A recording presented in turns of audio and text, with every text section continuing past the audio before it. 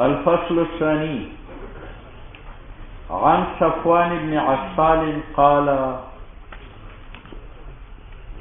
قال يهودي لصاحبه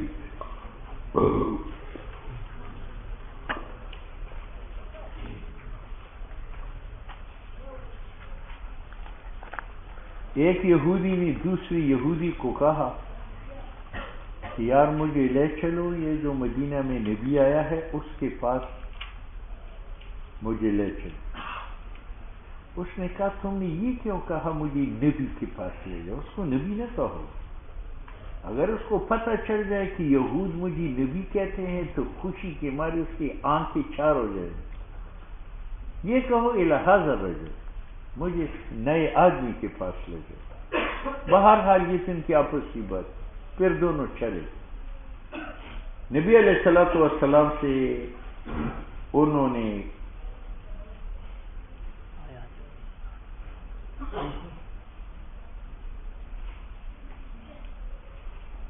سوالات کیے کہ آیات بینات کیا، تو حضور علیہ السلام نے آیات معجزات بینات کا ذکر فرمایا اور اس کے ساتھ کچھ دعوت و تبلیغ بھی فرمائی، اور وہ دونوں یہودی مطمئن ہو گئے، حضور علیہ السلام کے ہاتھ بھی چھوئے۔ حضور نے فرمایا پھر مسلمان ہو جاؤ۔ انہوں نے جھوٹ بولا، جھوٹ یہ بولا کہ ہمارے بنی اسرائیل میں ایک نبی داؤد علیہ السلام گزر چکے ہیں، اس نے ہمیں کہا تھا کہ قیامت تک انبیاء جو آئیں گے میری اولاد بنی اسرائیل میں آئیں گے، اور چونکہ آپ بنی اسرائیل سے نہیں ہیں اس لیے ہم آپ کو نبی نہیں مانتے۔ یہ مفہوم ہے۔ عن صفوان بن عسال قال یہودی لصاحبہ، ایک یہودی نے دوسری یہودی کو کہا اذهب بنا الی ھذا النبی، مجھے لے چلو اس نبی کے پاس۔ فقال له صاحبہ، اس یہودی نے کہا لا تقل نبی، اس کو نبی نہ کہو، انه لو سمعک، اگر وہ تجھ سے سنے کہ یہودی بھی مجھے نبی کہتے ہیں، لکان له اربع اعین، خوشی کے مارے اس کے چار آنکھ ہو جائے۔ یہ تو ان کی آپس کی بات تھی۔ فاتیا، وہ دونوں گئے رسول اللہ صلی اللہ علیہ وسلم کی خدمت میں، فسألاه، ان دونوں نے سوال کیا، عن آیات بینات، آیات بینات کے بارے میں۔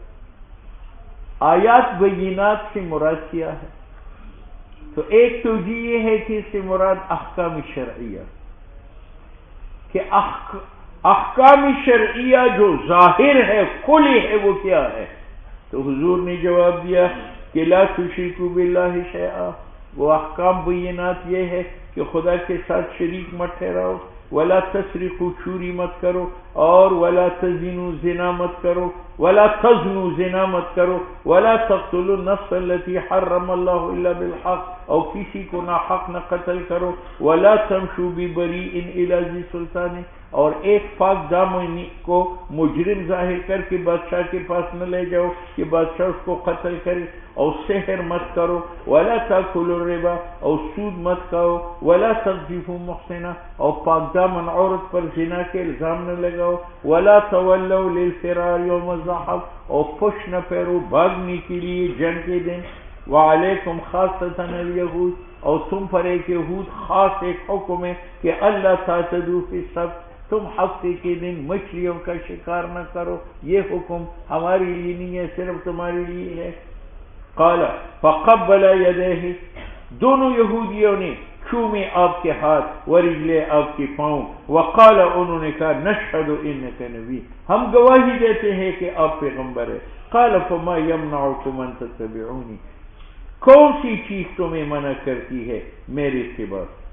اس پر اعتراض ہے کہ انہوں نے ہاتھ پیر بھی چھومے اور نشہد انک نبی بھی کہا، پھر حضور نے کیوں فرمایا ما یمنعکم ان تتبعونی؟ تو قاری نے لکھا اس کا معنی یہ، انہوں نے ہاتھ پیر چھومے، چوری چھپے، اور گواہی دی چوری چھپے۔ حضور کا مقصد یہ ہے کہ اس کا اظہار کیوں نہیں کرتے کہ ہم حضور کے ماننے والے ہیں، نو قال انہوں نے کہا ان داؤد علیہ السلام نے دعا ربہ اپنے رب سے دعا مانگی تھی کہ ہمیشہ میری اولاد بنی اسرائیل میں نبی ہو اور آپ بنی اسرائیل کی نبی نہیں ہے. یہ انہوں نے جھوٹ بولا تھا، انہوں نے جھوٹ بولا تھا.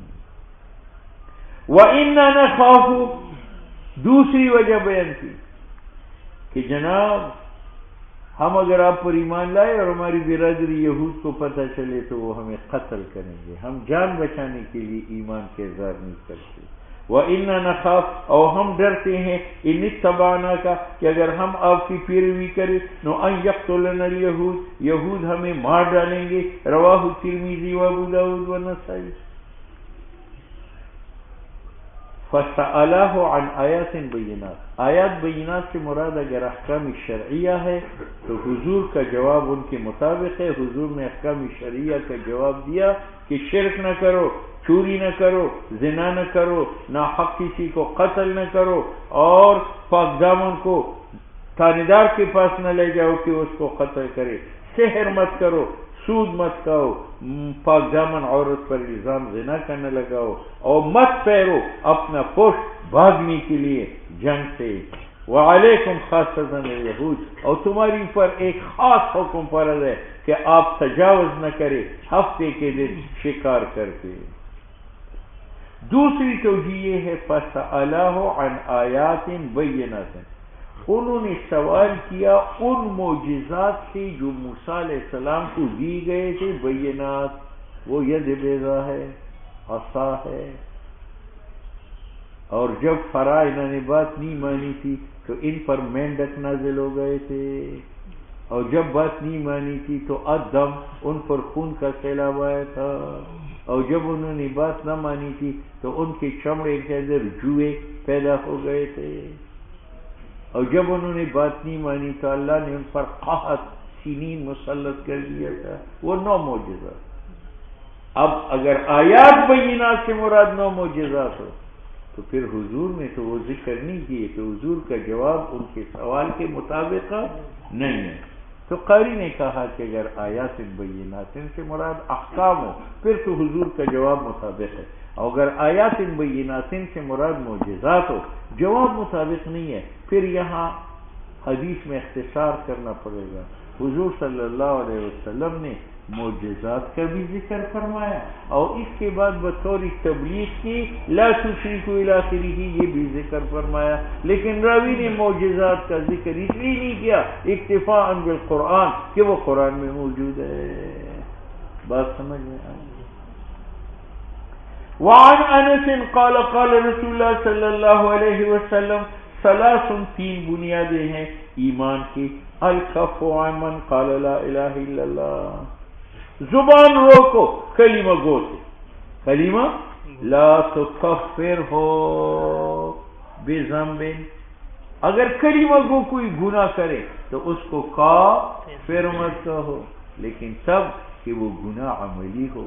اگر گناہ اعتقادی ہو تو کافر کہو. اس نے سجدہ لغیر اللہ کیا، نظر لغیر اللہ مانگی، غائبانہ حاجات میں غیر اللہ کو پکارا، ما فوق الاسباب غیر اللہ سے مدد مانگی، یہ گناہ ہیں اور یہ مکفرات ہیں. یا ٹھائی لٹکا دی یہ گناہ ہے لیکن یہ مکفر ہے.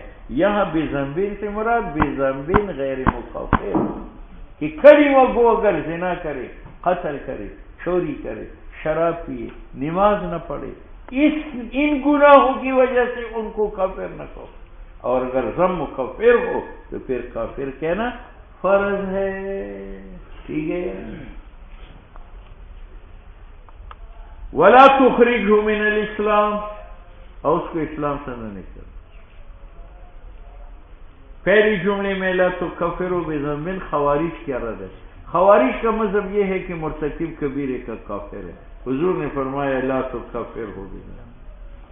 اور دوسرا جملہ ولا تخرجوا من الاسلام یہ معتزلہ کا رد ہے. معتزلہ کہتے ہیں مرتکب کبیرے کا اسلام سے خارج ہے، اگرچہ کفر میں داخل نہیں ہے لیکن اسلام سے خارج ہے. حضور نے ان پر تجدید فرمائی ولا تخرجوا من الاسلام بعمل اور کسی کو اسلام سے نہ نکالو گناہ کی وجہ سے. والجہاد ماضٍ اور جہاد جاری ہے. مُذْبَعَثَنِيَ اللَّهُ، جب سے اللہ نے مجھے بھیجا ہے، إِلَىٰ أَن يُقَاتِلَ آخِرُ هَذِهِ الْأُمَّةِ الدَّجَّالَ، اور جاری رہے گا کب تک کہ جہاد کرے گا اس امت کا آخری لوگ عیسیٰ علیہ السلام، الدجال، دجال کے ساتھ.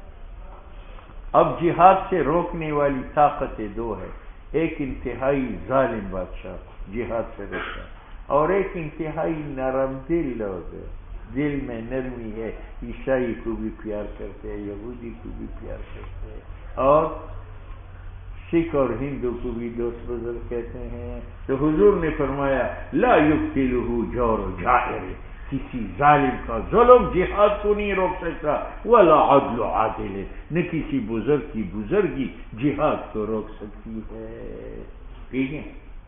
والایمان بالاقدار، اور ایمان تقدیر پر کہ جو کچھ ہو رہا ہے یہ تقدیر میں لکھا ہوا ہے، کیف متفق نہیں ہے. ٹھیک ہے، تقدیر کی تفصیل گزر چکی اور آئندہ آئے گی. وعن ابی ہریرہ قال قال رسول اللہ صلی اللہ علیہ وسلم اذا زنى العبد، جب زنا کرے بندہ، خرج منها الایمان، ایمان اس سے نکلتا ہے. زنا کے دوران فکان وہ ایمان فوق رأسہ، اس کے سر کے اوپر قبض اللہ سائبان بنتا ہے تاکہ اوپر سے عذاب نہ آئے. فَإِذَا خَرَجَ مِنْ ذَلِكَ الْعَمَلِ، جب انسان فارغ ہوتا ہے زنا سے، رجع الیہ ایمان، ایمان اس کی طرف. پہلی روایت گزر چکی ہے، لا یزنی الزانی حین یزنی وہو مومن، زناکار زنا کے دوران مومن نہیں. تو اس پر اعتراض تھا کہ اس سے معلوم ہوا کہ ارتکاب کبیرے کا انسان کافر بنا دیتا ہے. تو وہاں جواب ایک یہ تھا کہ محض زنا سے کافر نہیں ہے، بلکہ زنا کو حلال سمجھنے سے. اور وہ مومن، ان کا دوسرا جواب یہ تھا کہ اس میں ایمان کامل نہیں رہتا، جیسے امام بخاری نے چلی. یا وہ مومن، ان کا معنی یہ کہ نوری ایمان بجھ جاتا ہے، وہ زنا کی قباحت کو نہیں دیکھتا. بات سمجھ میں. اور ایک تعبیر یہ ہے کہ ایمان نکلتا ہے، یہ عذاب نہیں ہے، یہ رحمت ہے، یہ اوپر چھتری بن جاتا ہے تاکہ اوپر سے عذاب نہ آئے. ٹھیک ہے. الفصل